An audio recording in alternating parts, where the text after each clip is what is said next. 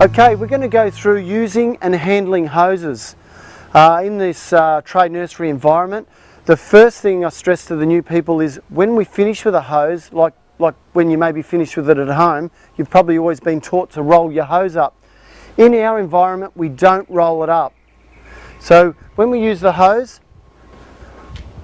we have our attachment sitting, hanging over the handle. OH&S, we don't want to be bending down all day to pick it up or tripping over this part, or we don't want to be, it gets driven on, machinery, golf buggies, trailers. So we hang that on the tap.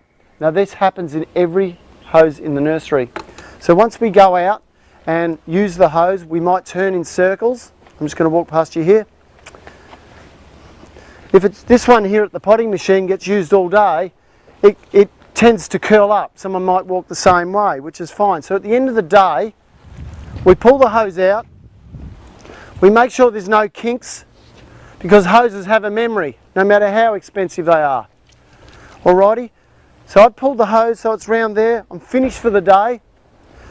I'm going to walk this back to the tap. Also, most times during the day we leave this gun on because we're using it all the time. It's so important at the end of the day that it's turned off.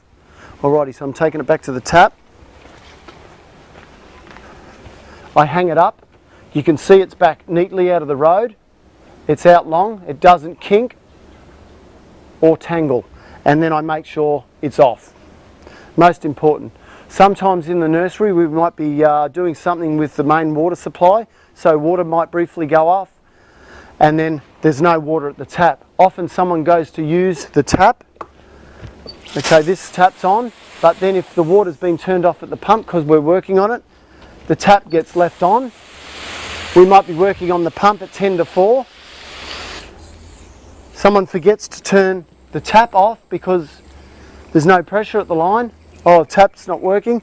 The most important thing is turn it off. Otherwise, we knock off home, we turn the pumps back on. We've got taps all around the nursery that come on when we turn the pumps back on. I'm just going to show you another quick one with our bigger hoses. I'm just going to show you this bigger hose. This is a little bit bigger than the one we just saw. You can see it's had a kink in it. I'm sorting it out. We use this one generally for our watering, more volume. Okay, so if we have pulled it out, I'm going to give a demo here. Okay, then we go back to the tap. We go back to the tap, we hang it on the tap, turn it off, hang it on the tap. You can see that the hose is left out. Alrighty. Really important, we've got big machinery coming through. This hose, by the way, we've just bought quite a few, 4 or 5, just before the end of the year. They're $130 each, so they're expensive. Once the big machine, which weighs nearly 6 tonne, drives on it, it just degrades, depletes it. They just don't last once they've been driven on.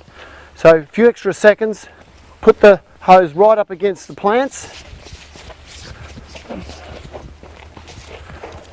and then we walk along and just shuffle it in with our feet. And this is OH&S, so no one trips on it, slips on it, and $130 hose. It's worth putting it out of the road. That's pretty well all we got on the hoses.